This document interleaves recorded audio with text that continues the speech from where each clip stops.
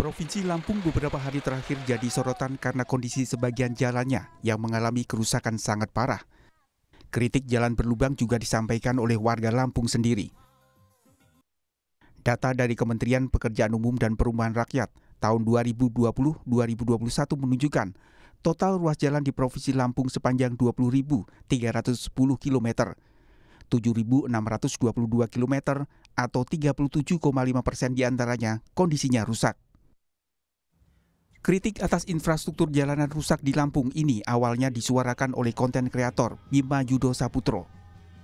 Dan juga jalan-jalan di Lampung ya, gue sering bahas jalan karena jalan itu kayak infrastruktur yang paling umum dan untuk mobilisasi ekonomi di Lampung. Tapi jalan-jalan di Lampung itu kayak 1 km bagus, 1 km rusak, terus jalan ditempel-tempel doang. Ini apa sih?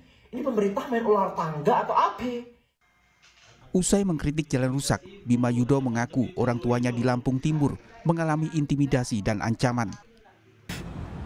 Sebenarnya tuh gue di sini baik-baik aja, tapi gue takut orang tua gue loh. Apalagi bokap gue kan. Pokoknya gue ngeliat bokap gue tadi kayak nangis gitu kan. Bokap gue diancem loh. Terkait dugaan intimidasi terhadap orang tua Bima, Gubernur Lampung Arinal Junaidi enggan berkomentar. Menyampaikan. Udah saya nggak mau komentar ya. Jadi siapa cukup aja ya. Siap. Demi Tuhan saya tidak. Tapi nggak apa-apa, karena kan serangannya ke pribadi Pak. Ya silakan aja. Terakhir, akibat mengkritik jalan rusak di Lampung, Bima Yudo Saputro dilaporkan ke polisi. Pelapor menyebut melaporkan Bima karena kritikannya memuat ujaran kebencian.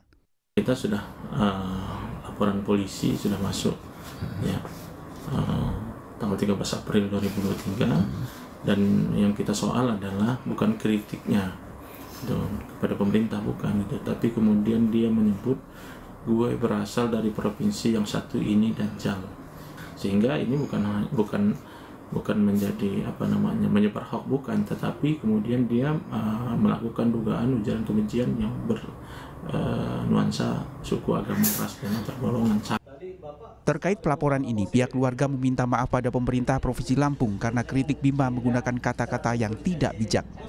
Siap konsekuensi apapun yang akan timbul dari viralnya kontennya Bima ini, dan tetap kami akan mengulangi permohonan maaf yang sebesar-besarnya, tetap karena bagaimanapun ada kemungkinan penggunaan kata-kata yang tidak tepat atau yang kurang bijak. Kapolda Lampung Irjen Helmi Santika menyatakan penyidik saat ini sedang mendalami laporan kasus ujaran kebencian yang diduga dilakukan konten kreator Bima Yudo.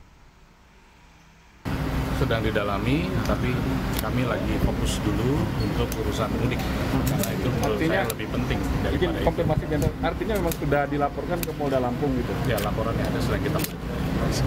Prosesnya nanti berarti ya setelah mudik atau bagaimana?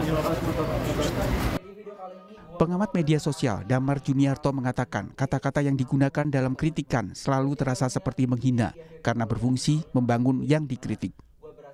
Damar Juniarto salut pada Bima yang memiliki kemampuan menyampaikan kegelisahan atas kondisi daerah asalnya. Nah, kalau kritik itu memang seperti itu.